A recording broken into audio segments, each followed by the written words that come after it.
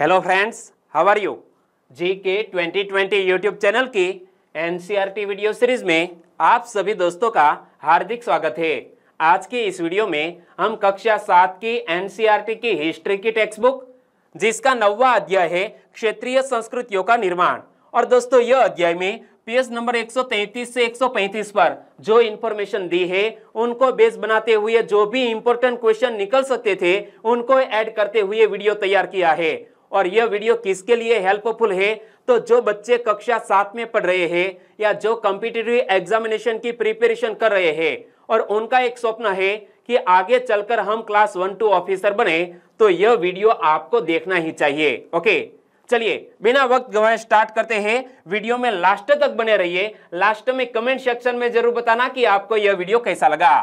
कक्षा 7 की हिस्ट्री की एनसीईआरटी की टेक्स्ट बुक, नाम है हमारे अतीत 2, 9वां अध्याय है क्षेत्रीय संस्कृतियों का निर्माण। और दोस्तों यह अध्याय से जुड़ा हुआ हमारा चौथा पार्ट है।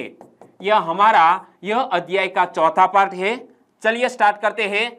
और हम पहुंचे हैं पीर और मंदिर टॉपिक पर। दोस्तों यह टॉपिक में पश्चिम बंगाल की कृषि 16वीं शताब्दी में कैसी थी, 16वीं शताब्दी के मंदिर कैसे थे, उनका वर्णन यह अध्याय में यह टॉपिक में किया गया है कि 16वीं शताब्दी से लोगों ने बड़ी संख्या में पश्चिम बंगाल के कम उपजाऊ क्षेत्रों को छोड़कर दक्षिण पूर्वी बंगाल के जंगली तथा दलदली इलाकों में प्रवास करना शुरू कर दिया था। क्या किया? पश्चिम बंगाल के लोगों ने कम उपजाऊ क्षेत्रों को छोड़कर दक्षिण पूर्वी बंगाल के जंगली तथा दलदली इलाकों में प्रवास करना शुरू कर दिया था। और यह कब की बात है? 16वीं शताब्दी की बात है। ज्यों-ज्यों वे पूर्व की ओर बढ़ते गए, वे जंगलों को साफ करके भूमि में धान की खेती करने लगे। दोस्तों पश्चिम बंगाल के लोगों ने क्या किया कि जंगलों को साफ कर दिया और जो भूमि बनी यहाँ धान की खेती शुरू कर दी। शनैही यानी कि धीरे धीरे स्थानीय मछुआ तथा स्थानांतरीय खेती करने वाले लोग जो अक्सर जनजातीय थे, किसानों के नए समुदायों में मिल गए। जो जनजातीय लोग थे वो घूमते रहते थे, जंगलों को साफ करके दोस्तों खेती करते थे। ऐसे स्थानांतरीय खेती करने वाले लोग जो अक्सर जनजातीय थे, किसानों के नए समुदायों में मिल गए। एक बार फिर से पढ़ लो कि 16वीं शताब्दी से लोगों ने बड़ी संख्या में पश्चिम बंगाल के कम उपजाऊ क्षेत्रों को छोड़कर दक्षिण पूर्वी बंगाल के जंगली तथा दलदली इलाकों में प्रवास करना शुरू कर दिया था। ज्यों-ज्यों वे पूर्व की ओर बढ़ते गए, वे जंगलों को साफ करके भूमि में धान की खेती करने लगे। शनैही यानी कि धीरे धीरे स्थानीय मछुआ तथा स्थानांतरीय खेती करने वाले लोग जो अक्सर जनजातीय थे, किसानों के नए समुदाय में मिल गए। इन्हीं दिनों बंगाल पर मुगलों का नियंत्रण स्थापित हो गया था। कब? 16वीं शताब्दी में बंगाल पर मुगलों का नियंत्रण स्थापित हो गया था, जिन्होंने पूर्वी डेल्टा प्रदेश के केंद्रीय भाग में स्थित ढाका नगर में अपनी राजधानी स्थापित की। ढाका बोले तो वर्तमान बांग्लादेश की कैपिटल, लेकिन उस वक्त बांग्लादेश एक अलग कंट्री नहीं था और यहाँ के अधिकारी और कर्मचारी लोग भूमि प्राप्त करके अक्सर उस पर मस्जिदें बना लेते थे, जो इन इलाकों के धार्मिक रूपांतरण के केंद्रों के रूप में काम आती थी। एक बार फिर से पढ़ लो, क्योंकि आगे मैं आपको 2 अच्छे क्वेश्चन पूछने वाला हूं। तो इन्हीं दिनों यानी कि 16वीं शताब्दी में बंगाल पर मुगलों का नियंत्रण स्थापित हो गया था, जिन्होंने पूर्वी डेल्टा प्रदेश के केंद्रीय भाग में स्थित ढाका नगर में अपनी राजधानी स्थापित की। यहाँ के अधिकारी और कर्मचारी लोग भूमि प्राप्त करके अक्सर उस पर क्या बना लेते थे? मस्जिदें बना लेते थे, जो इन इलाकों के धार्मिक रूपांतरण के केंद्रों के रूप में काम आते थे। चलिए पहला क्वेश्चन, 16वीं सदी में बंगाल पर किसका नियंत्रण स्थापित हो गया था? तो दोस्तों 16वीं शताब्दी में बंगाल पर मुगलों का नियंत्रण स्थापित हो गया था। सही आंसर है ऑप्शन बी। एक और क्वेश्चन, 16वीं सदी में बंगाल में अधिकारी और कर्मचारी लोग भूमि प्राप्त करके अक्सर उस पर क्या बना लेते थे? तो दोस्तों बंगाल में अधिकारी और कर्मचारी लोग भूमि प्राप्त करके अक्सर यह जगह पर मस्जिदें बना लेते थे। सही आंसर है ऑप्शन बी। आगे बात करें तो प्रारंभ में बाहर से आकर यहाँ बसने वाले लोग इन अस्थिर परिस्थितियों में रहने के लिए कुछ व्यवस्था तथा आश्वासन चाहते थे। ये सुख सुविधाएं तथा आश्वासन उन्हें समुदाय के नेताओं ने प्रदान की। ये नेता शिक्षकों और निर्णायकों की भूमिकाएं भी अदा करते थे। कभी कभी ऐसा समझा जाता था कि इन नेताओं के पास अलौकिक शक्तियां हैं। स्नेह और आदर से लोग इन्हें क्या कहते थे? पीर कहते थे। और पीर एक फारसी भाषा का शब्द है जिसका अर्थ होता है आध्यात्मिक मार्गदर्शक। एक बार फिर से पढ़ लो कि प्रारंभ में बाहर से आकर यहाँ पश्चिम बंगाल में बसने वाले लोग इन अस्थिर परिस्थितियों में रहने के लिए कुछ व्यवस्था तथा आश्वासन चाहते थे। ये सुख सुविधाएं तथा आश्वासन उन्हें समुदाय के नेताओं ने प्रदान की। ये नेता शिक्षकों और निर्णायकों की भूमिकाएं भी अदा करते थे। कभी कभी ऐसा समझा जाता था कि इन नेताओं के पास अलौकिक शक्तियां हैं। स्नेह और आदर से लोग इन्हें क्या कहते थे? पीर कहते थे। और पीर फारसी भाषा का एक शब्द है जिसका अर्थ होता है आध्यात्मिक मार्गदर्शक। दोस्तों यह मीनिंग आपको याद रख लेना है कि पीर कौन सी भाषा का शब्द है?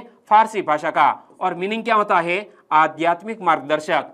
तो ऐसा भी क्वेश्चन एग्जामिनेशन में आ सकता है कि पीर कौन सी भाषा का शब्द है, तो हमें क्या आंसर देना चाहिए कि पीर फारसी भाषा का एक शब्द है जिसका अर्थ होता है आध्यात्मिक मार्गदर्शक।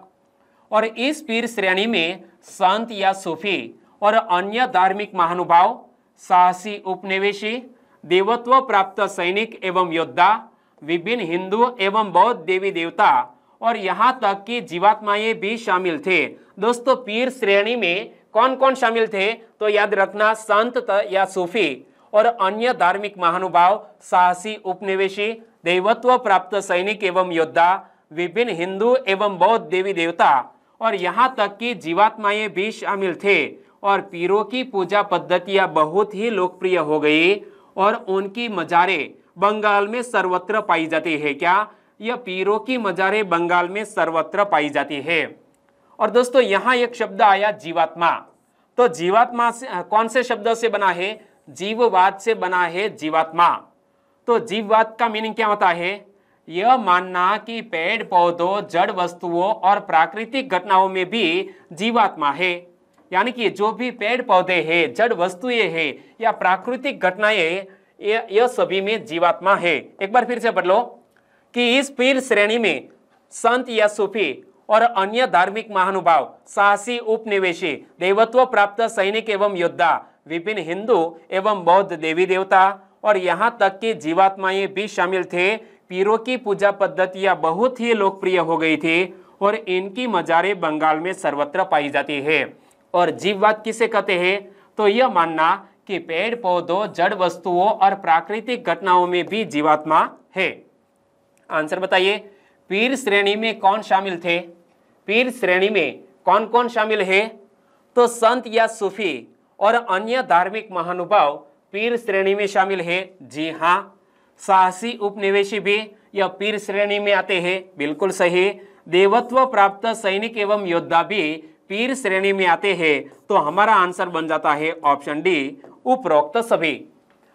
आगे बात करें तो बंगाल में 15वीं शताब्दी के बाद वाले वर्षों में मंदिर बनाने का दौर जोरों पर रहा, जो 19वीं शताब्दी में आकर समाप्त हो गया। बंगाल में 15वीं शताब्दी के बाद मंदिर बनाने का दौर जोरों पर रहा, लेकिन 19वीं शताब्दी में आकर यह समाप्त हो गया। हमने देखा है दोस्तों, अध्याय 2 और 5 में मैंने आपको पढ़ाया था कि जो भी समूह शक्तिशाली बन रहा था उनके द्वारा मंदिर का निर्माण करवाया जा रहा था, जिसकी वजह थी अपनी शक्ति का प्रदर्शन करना। तो देखो, हमने देखा है कि मंदिर और अन्य धार्मिक भवन अक्सर उन व्यक्तियों या समूहों द्वारा बनाए जाते थे जो शक्तिशाली बन रहे थे। वे इनके माध्यम से अपनी शक्ति तथा भक्ति भाव का प्रदर्शन करना चाहते थे। और बंगाल में साधारण ईंटों और मिट्टी गारे से अनेक मंदिर निम्न सामाजिक समूहों जैसे कालू या कंसारी आदि के समर्थन से बने थे। दोस्तों, कालू यानी कि तेली, लेकिन कंसारी किसको बोलते हैं? घंटा धातु के कारीगर को बोलते हैं कंसारी। तो बंगाल में साधारण ईंटों और मिट्टी गारे से अनेक मंदिर निम्न सामाजिक समूहों जैसे कालू या कंसारी आदि के समर्थन से बने थे। और यूरोप की व्यापारिक कंपनियों के आ जाने से नए आर्थिक अवसर पैदा हुए। बंगाल में दोस्तों नए आर्थिक अवसर क्यों पैदा हुए? यूरोप की व्यापारिक कंपनियों के आ जाने से। और इन सामाजिक समूहों से संबंधित अनेक परिवारों ने इन अवसरों का लाभ भी उठाया। एक बार फिर से पढ़ लो कि बंगाल में 15वीं शताब्दी के बाद वाले वर्षों में मंदिर बनाने का दौर जोरों पर रहा, जो 19वीं शताब्दी में आकर समाप्त हो गया। हमने देखा है कि मंदिर और अन्य धार्मिक भवन अक्सर उन व्यक्तियों या समूहों द्वारा बनाए जाते थे जो शक्तिशाली बन रहे थे। वे इनके माध्यम से अपनी शक्ति तथा भक्ति भाव का प्रदर्शन करना चाहते थे। बंगाल में साधारण ईंटों और मिट्टी गारे से अनेक मंदिर निम्न सामाजिक समूहों जैसे कालो, कंसारी आदि के समर्थन से बने थे। यूरोप की व्यापारिक कंपनियों के आ जाने से नए आर्थिक अवसर भी बंगाल में पैदा हुए। इन सामाजिक समूहों से संबंधित अनेक परिवारों ने इन अवसरों का लाभ उठाया। चलिए आंसर बताइए, बंगाल में मंदिर किन चीजों से बने हुए थे? तो बंगाल में दोस्तों 16वीं शताब्दी में मंदिर साधारण ईंटों या मिट्टी गारे के बने हुए थे। तो हमारा आंसर बन जाता है ए और बी दोनों, यानी कि सही आंसर ये ऑप्शन सी। और जैसे जैसे लोगों की सामाजिक तथा आर्थिक स्थिति सुधरती गई, उन्होंने इन स्मारकों के निर्माण के माध्यम से अपनी प्रस्थिति या प्रतिष्ठा की घोषणा कर दी। जब स्थानीय देवी देवता जो पहले गांवों में छान छप्पर वाली झोंपड़ियों में पूजे जाते थे, उनको ब्राह्मणों द्वारा मान्यता प्रदान कर दी गई, तो उनकी प्रतिमाएं मंदिरों में स्थापित की जाने लगी। क्या हुआ कि जैसे जैसे लोगों की सामाजिक तथा आर्थिक स्थिति सुधरती गई, उन्होंने इन स्मारकों के निर्माण के माध्यम से अपनी प्रस्थिति या प्रतिष्ठा की घोषणा कर दी। जब स्थानीय देवी देवता जो पहले गांवों में छान छप्पर वाली झोंपड़ियों में पूजे जाते थे, उनको ब्राह्मणों द्वारा मान्यता प्रदान कर दी गई, तो उनकी प्रतिमाएं मंदिरों में स्थापित की जाने लगी। और यहाँ देखिए, यहाँ एक मंदिर का चित्र दिया गया है। दोस्तों यह मंदिर की तुलना अध्याय 2 में दिए गए मंदिर से करें, यानी कि पहले अध्याय 2 में मैंने यही चित्र आपको बताया था कि यह एक झोंपड़ी का चित्र है और कुछ इसी पैटर्न का मंदिर बनाया गया था। एक 2 चाला छप्परदार झोंपड़ी का चित्र है। क्या? 2 चाला छप्परदार झोंपड़ी, यानी कि 2 तरफ ऐसा दोस्तों ढलान हो, इसे बोलते हैं 2 चाला छप्परदार झोंपड़ी, जो इमेज में आप देख सकते हैं। और चित्र 12 भी एनसीईआरटी की टेक्स्ट बुक में दिया गया है। यह चित्र दिया गया है टेक्स्ट बुक में। और यह किसका चित्र है? एक चौचाला मंदिर का चित्र है। क्या? चौचाला मंदिर का चित्र बोले तो यानी कि चारों तरफ इसी त्रिकोणीय आकार के जो मंदिर होते थे, तो दोस्तों इसे बोलते हैं चौचाला मंदिर। देखो चित्र 13 को देखिए। गोपियों के साथ कृष्ण श्यामपुर मंदिर से पकी मिट्टी की एक पटिया, और यह विष्णुपुर से लिया गया चित्र आप इमेज में देख सकते हैं। यह भी किताब में चित्र दिया गया है।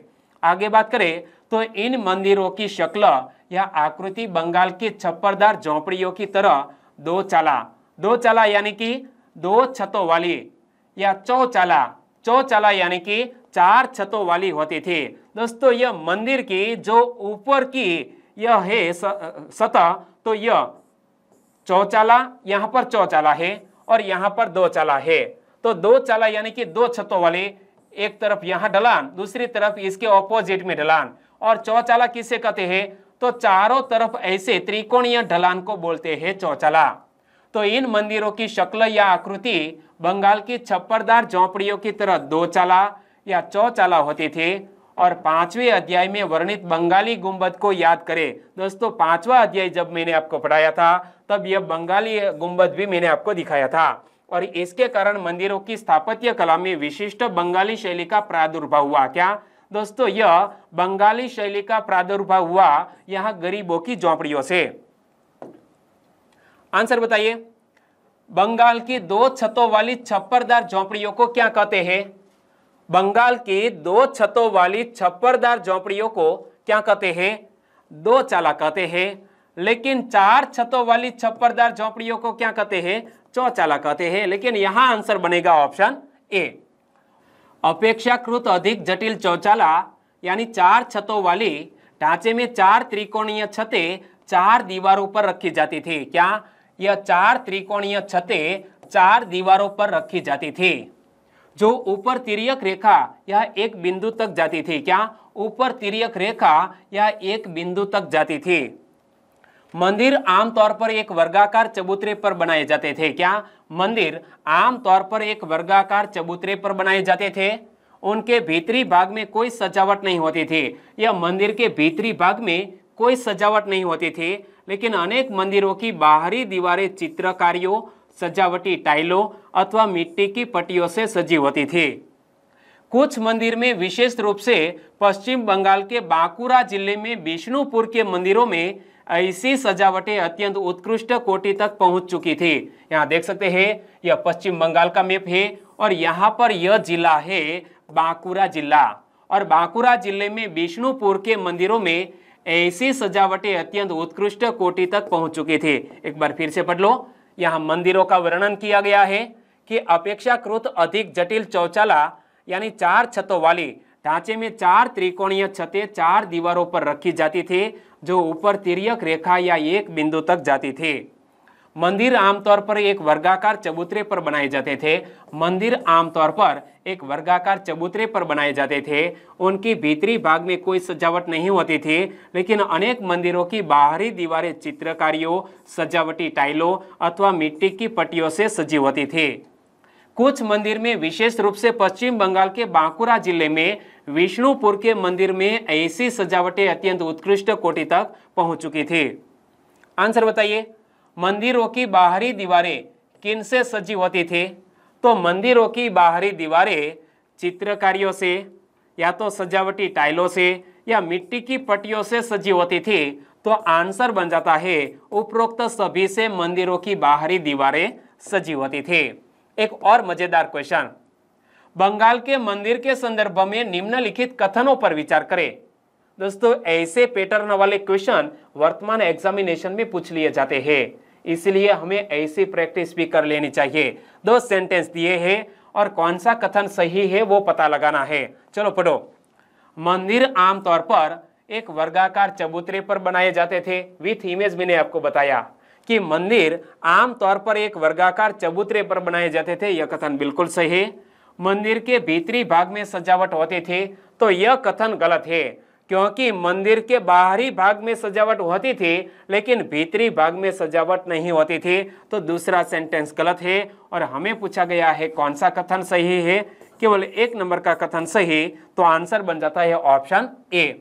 आगे दोस्तों, पश्चिम बंगाल के भोजन की बात करें, मछली भोजन के रूप में, यह टाइटल से पश्चिम बंगाल की भोजन व्यवस्था के बारे में वर्णन किया गया है। देखो, परंपरागत भोजन संबंधी आदतें आमतौर पर स्थानीय रूप से उपलब्ध खाद्य पदार्थों पर निर्भर करती है।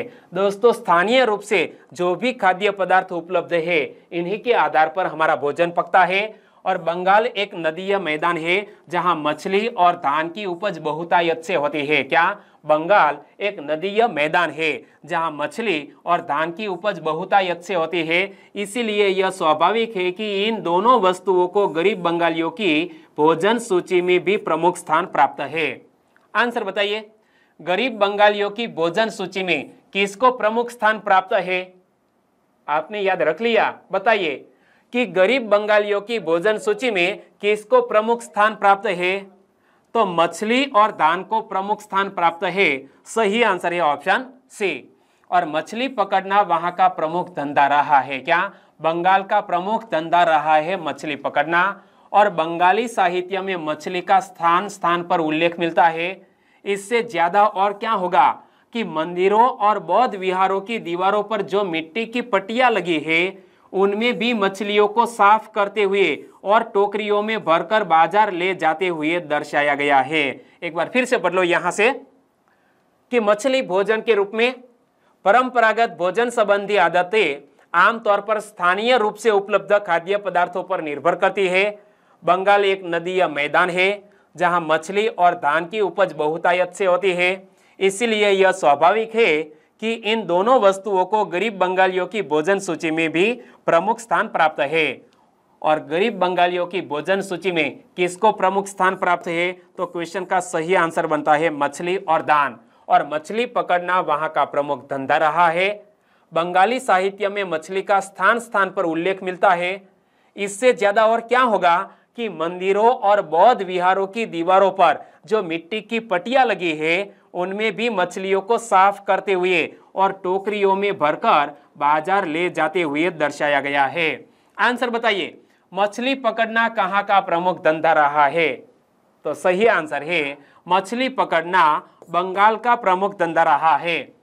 लेकिन ब्राह्मणों को सामिष भोजन करने की अनुमति नहीं थी, यानी कि ब्राह्मण अपने भोजन में मछली नहीं ले सकते थे। लेकिन स्थानीय आहार में मछली की लोकप्रियता को देखते हुए ब्राह्मण धर्म के विशेषज्ञों ने बंगाली ब्राह्मणों के लिए इस निषेध में ढील दे दी, यानी कि बंगाली ब्राह्मण वो भी मछली अपने आहार में लेते थे।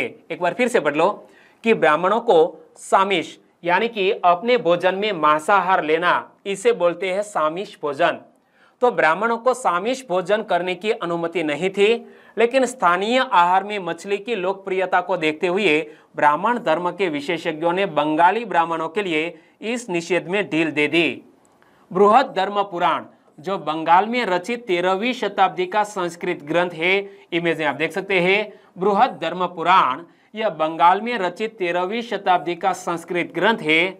तो यह ग्रंथ ने स्थानीय ब्राह्मणों को कुछ खास किस्मों की मछली खाने की अनुमति दे दी।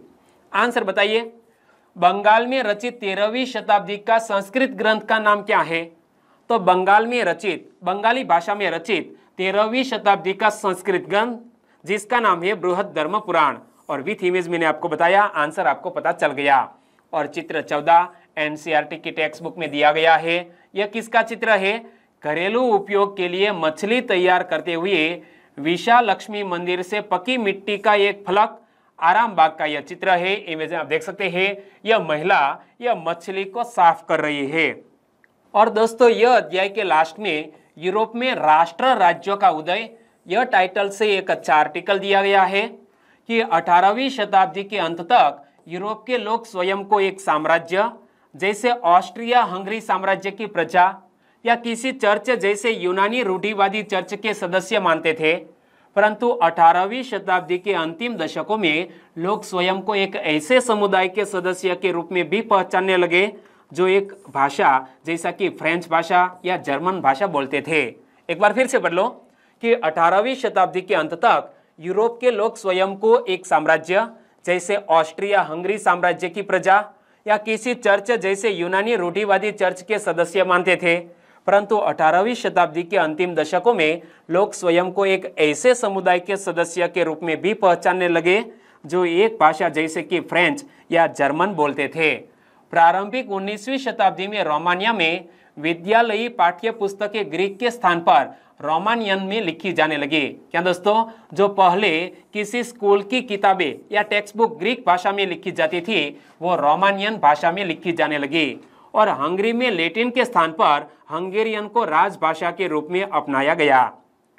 आंसर बताइए, प्रारंभिक 19वीं शताब्दी में रोमानिया में विद्यालयी पाठ्य पुस्तकें कौन सी भाषा के स्थान पर रोमानियन में लिखी जाने लगी?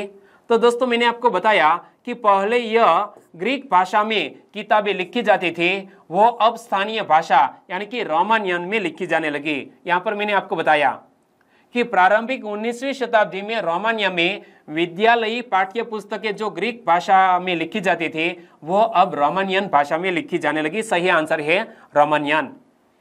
और इस प्रकार की अन्य प्रक्रियाओं ने लोगों को यह बोध कराया कि प्रत्येक भाषी समुदाय एक अलग राष्ट्र था। 19वीं शताब्दी के अंतिम दशकों में इटली और जर्मनी के एकीकरण के लिए हुए आंदोलनों ने इस भावना को और अधिक बल दिया। याद रख लेना चाहिए कि किसका एकीकरण हुआ था? इटली और जर्मनी का एकीकरण हुआ था। तो यहाँ से भी क्वेश्चन बन सकता है कि 19वीं शताब्दी के अंतिम दशकों में किसके एकीकरण के लिए आंदोलन हुए थे? तो इटली और जर्मनी यह दोनों देशों के एकीकरण के लिए आंदोलन हुए थे। तो सही आंसर है ऑप्शन सी। यहाँ यह अध्याय को पूर्ण करते हैं। अध्याय दोस्तों 10वां जो यह किताब का लास्ट अध्याय है, कल हम स्टार्ट करेंगे। आपका दिन शुभ रहे। टेक केयर एंड जय हिंद।